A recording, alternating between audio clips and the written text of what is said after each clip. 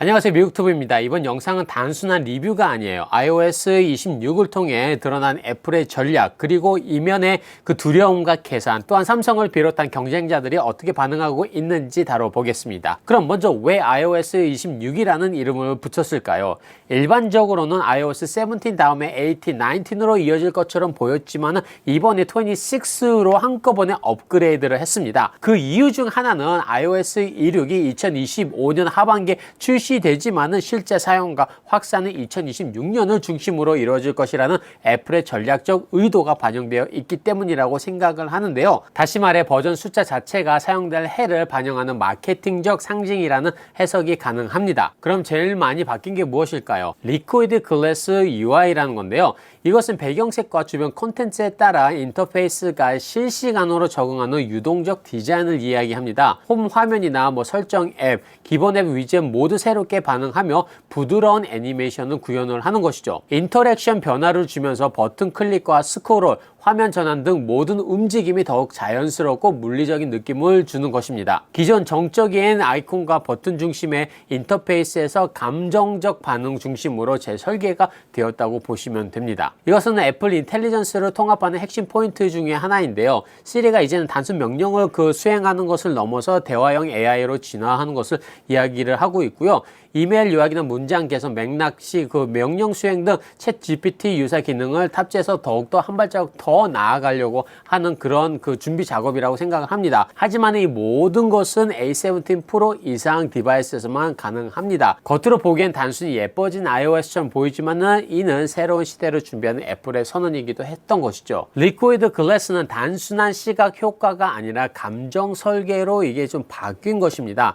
사용자가 앱을 열고 스크롤하고 닫는 순간까지 부드럽고 매끄러운 감정을 유도하게 디자인이 되어 있는 것 같아요. 디자인이 주는 신뢰감이 이 안에 담아져 있다는 건데요. UI가 살아있다라는 느낌에서 아이폰과 감정적 유대감을 형성할 수 있는 그런 시스템으로 만들어진 것이죠. 디지털 피로감이 심한 현대 사회에서 감성적 UI는 브랜드 충성도를 높이는 전략이기도 합니다. 그러나 직관적이고 감성적인 UI는 진입 장벽을 낮추는 대신 기존 패턴에 익숙한 사용자들에게 좀 혼란을 주고요. 좀 적응하기까지는 좀 시간이 걸릴 듯 해요. 저도 사실 조금 처음에는 사용할 때 좀 혼란스럽더라고요. 버튼이 어디에 있는지도 모를 때도 있었고요. 또 디자인이 바뀌는 바람에 이 기존에 익숙해져 있던 디자인이 아니었기 때문에 조금 이게 맞나 안 맞나 더블 체크하는 그런 상황도 있었지만 지금은 좀 며칠 지나니까 괜찮아지더라고요. 그러면 이 업데이트는 누구를 위한 업데이트인가요? iOS 16의 핵심 기능 중 다수는 A17 프로 이상에서만 작동을 합니다.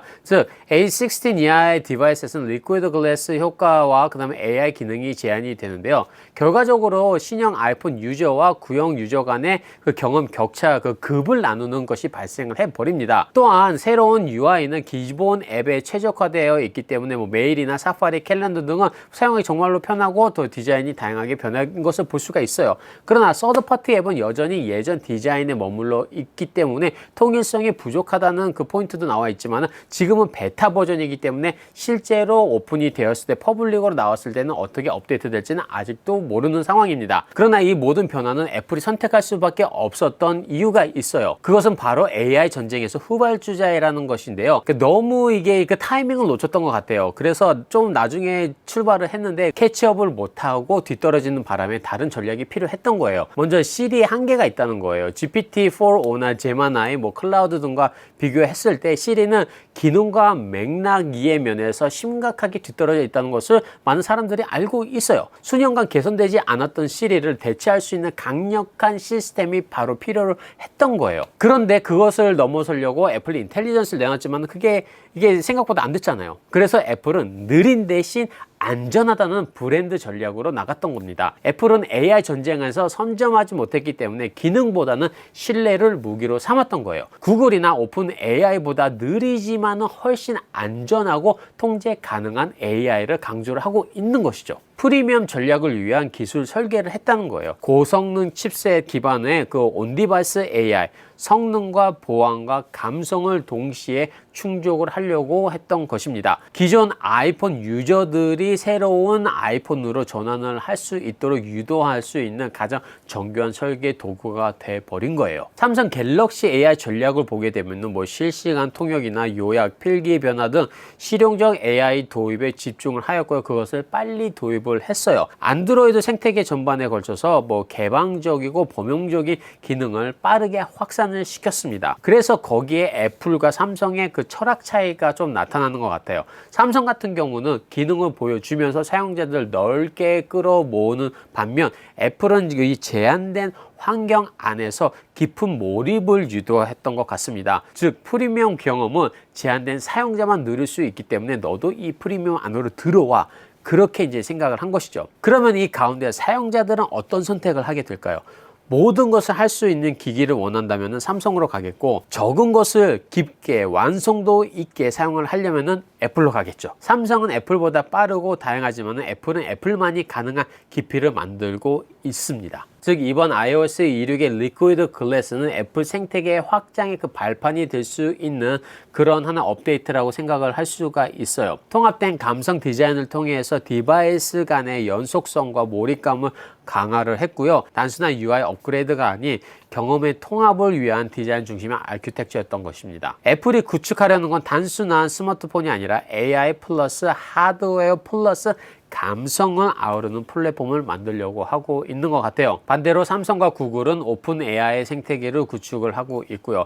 애플은 닫힌 감성 생태계를 정교하게 구축하면서 정반대의 노선으로 진행 중인 것 같습니다. 그리고 이 26이라는 그 숫자가 단순히 2026을 나타내는 것도 있지만은 본인들은 이게 20대로 갔다고 해서 뭐 기술적인 우월감을 삼성과 좀 차이를 두고 하려고 했던 그 심리적 그 우위를 나타내려고 했던 것이 아닌가, 그렇게도 생각을 할 수가 있어요. 그리고 이 26이란 그 우위적인 것은 위에를 바라본다라는 뜻도 있는 것 같아서요. 애플이 우리가 바라보길 원하는 방향, 즉 하나의 감성 생태계로 통합되는 기술을 상징하는 코드인 것도 같습니다. 그래서 26이라는 것을 다 사용을 한 것 같아요. 또 결론적으로는 애플은 왜 iOS 16을 이렇게 만들었을까? 이것은 늦은 AI 경쟁에서 브랜드 감성으로 좀 방어전으로 나간 것 같다는 생각이 들고요. 프리미엄 모델을 중심으로 생태계를 좀 강화시켜 가지고 조금 포커스를 정확하게 둔 것 같습니다. 사용자 감정을 설계해서 새로운 몰입도와 경험을 또 제공하려고 했던 것 같고요.